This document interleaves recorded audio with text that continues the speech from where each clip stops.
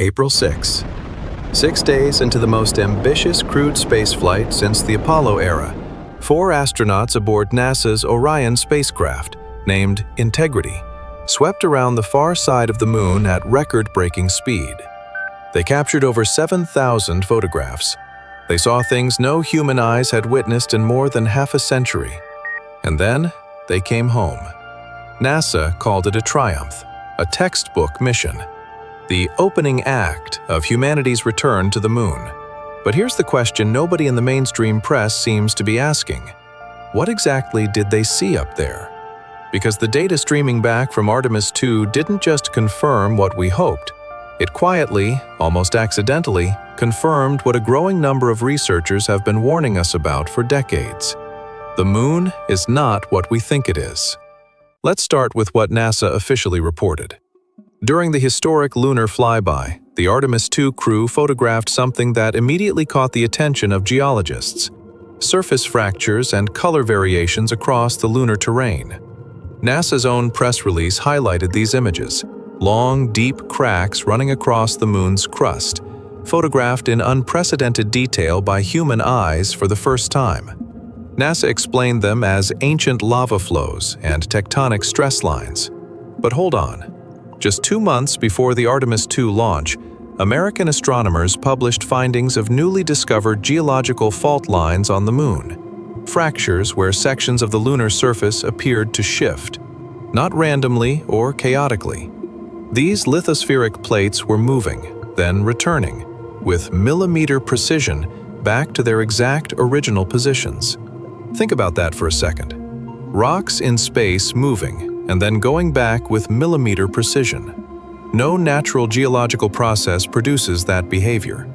Tectonic plates on Earth don't return to their starting positions. Glacial drift doesn't reverse with precision. But these lunar plates did. And then Artemis II flew directly over the Moon's fractured terrain and photographed those very same fault lines in close-up detail. Coincidence or confirmation?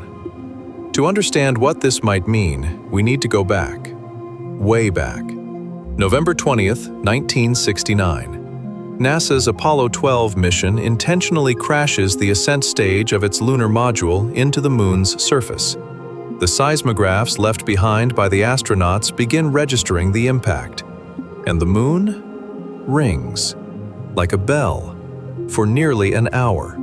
Scientists were stunned. No solid celestial body behaves that way. The Moon resonated like a hollow metal sphere. NASA's own scientists at the time described it as behavior consistent with a hollow interior. Now, fast forward to 2026. Artemis II captured detailed imagery of the mascons, massive concentrations of dense, heavy material buried beneath the lunar surface. These objects are compositionally alien to the rest of the Moon.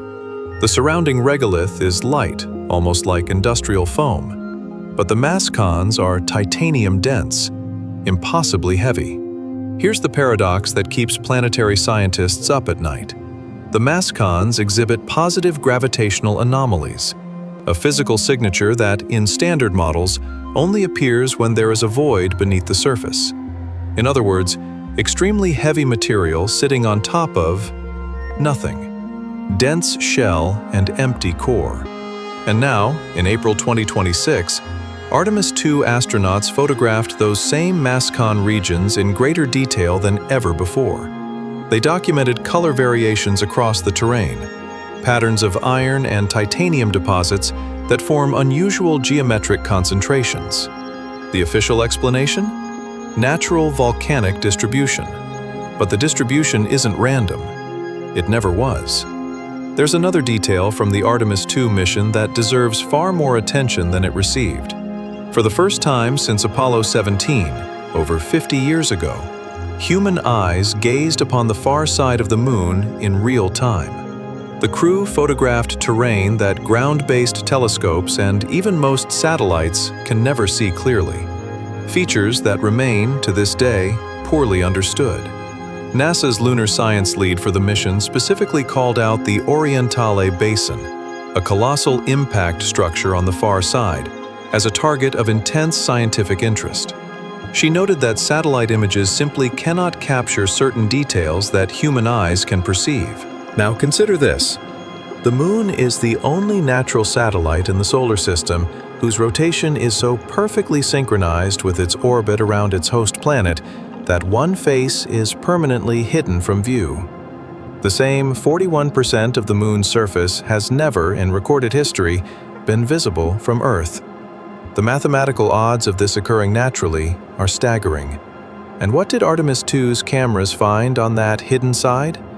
Unusual topography, deep structural anomalies, a landscape that, in the words of mission scientists, behaved differently than models predicted. Soviet researchers in 1968 suggested this wasn't an accident, that the Moon was deliberately oriented, positioned to conceal its far side from Earth's inhabitants. Artemis II, with 7,000 photographs and the first human eyes on the far side in 53 years, did not disprove this. Here is perhaps the most extraordinary detail from the entire Artemis II mission, and it's hiding in plain sight in the official NASA reports. On April 6, 2026, as the Orion spacecraft swept around the Moon, the crew witnessed something almost no human has ever seen: a total solar eclipse from beyond the Moon itself. From their vantage point, the Moon blocked the Sun completely, casting the crew into lunar shadow. To the crew, it was breathtaking. To anyone paying attention to the deeper mathematics, it was something else entirely. The Moon produces total solar eclipses on Earth with perfect geometric precision, 63 times every 100 years, because its apparent diameter in our sky matches the Sun's almost exactly. The Moon is 400 times smaller than the Sun, but also approximately 400 times closer to Earth. The result is a perfect visual match. No other moon around any other planet in our solar system does this. Not one. Of the 200-plus known moons in the solar system, ours is uniquely, impossibly calibrated for this effect. This is not a coincidence that physics explains. Gravity, magnetic fields, solar winds, none of these forces could arrange a satellite to this level of precision. Either the universe dealt Earth a 1 in a trillion hand, or someone placed the Moon exactly where it needed to be. Artemis II came home on April 10, 2026. The crew splashed down safely in the Pacific. NASA called it the start of a new era. And they're right, just perhaps not in the way they intended.